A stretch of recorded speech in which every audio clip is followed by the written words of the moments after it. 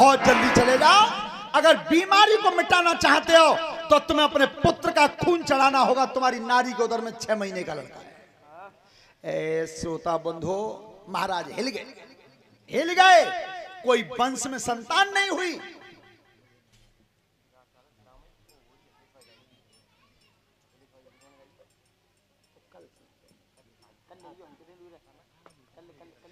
विकास यादव शिलामई से 100 रुपए का पुरस्कार है व्यासपीठ के माध्यम से, धन्यवाद।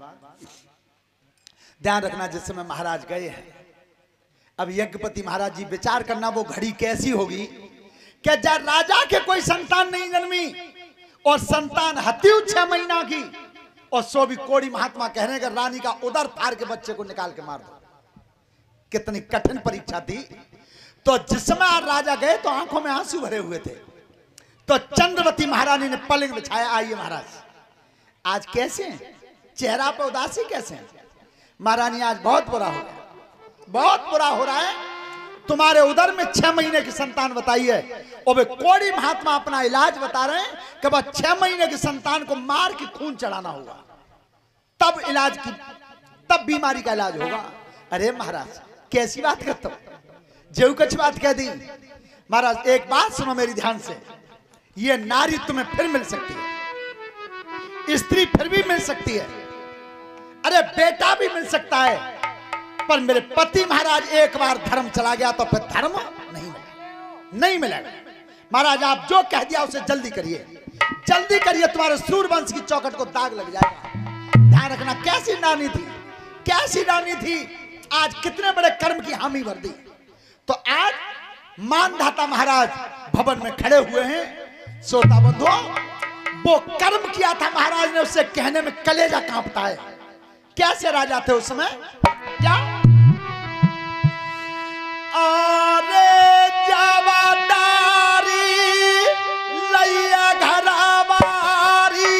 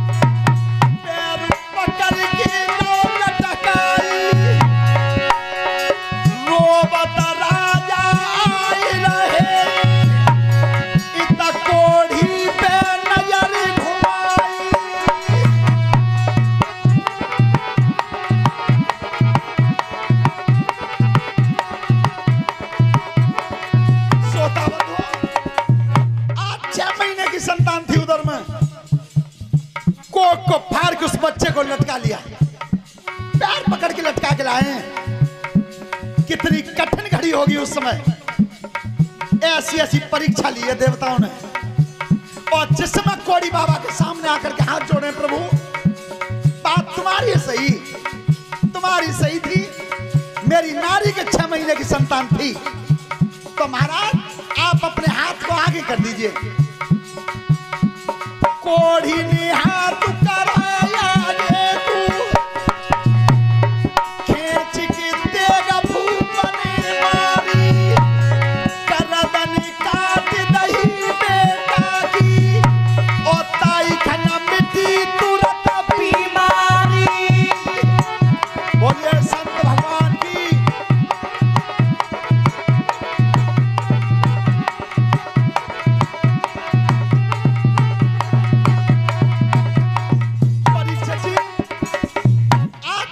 का बेटा लटका हुआ था, और जैसे ही महाराज मानधाता ने गर्दन काटी है और वो खून की धार गिरी है, कोढ़ी महात्मा की बीमारी खत्म, बीमारी खत्म। तब कही, राजन मानधाता, तुमने मेरे रोग को तो मिटा दिया, पर मैं तुमसे अब कहना चाहता हूं, तुम्हारी इच्छा हो सो मांग लो, मांग लो। प्रभु मेरी इच्छा की अगर पूछ रहे हो, क्या जो इच्छा हो सो मांग लो, तो मैं एक चीज मांग रहा हूं, गोद फैला दी महाराज ने। गोद डाल के बोल रहे, बिनती बाबा जी सुन लिया, जो तुमने आज मुंह पे मांगो, काऊ पे मती मांगे जैया।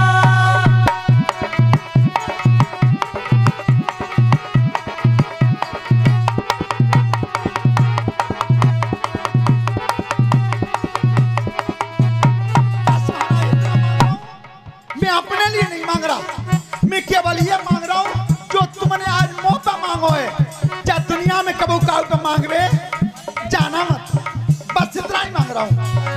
प्रभु बीमारी तो खत्म है गई, अगर और कोई सेवा, लेकिन ध्यान रखना परीक्षक जी, अब जो सेवा बताई है कोई कठिन बताई है, अब तक तो नहीं गई। राजन सेवा देना चाहते हो तो एक काम कर दो, लौट के जाओ।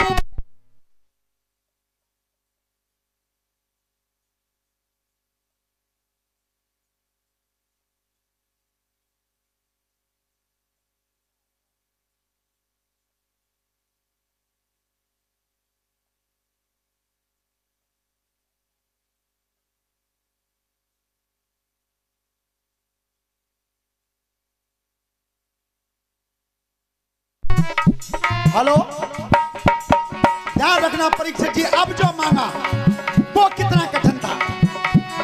लौट के जाओ घर अपने,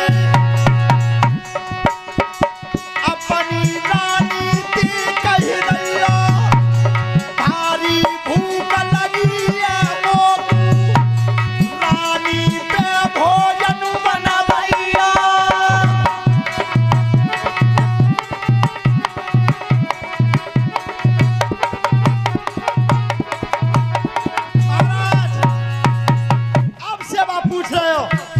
भूख लग रही है, भूख लग रही है, और तुम घर चले जाओ रानी से भोजन।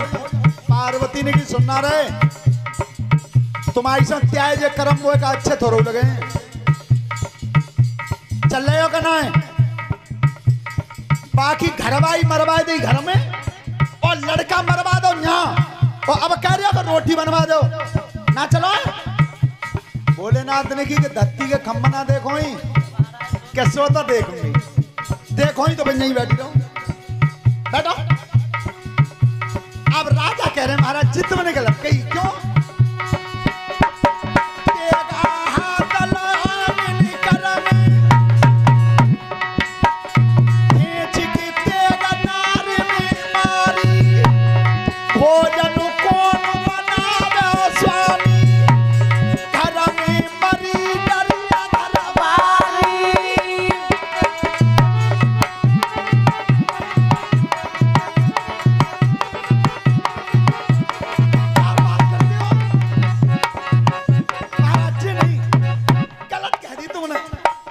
महारानी मेरे सामने मरी है।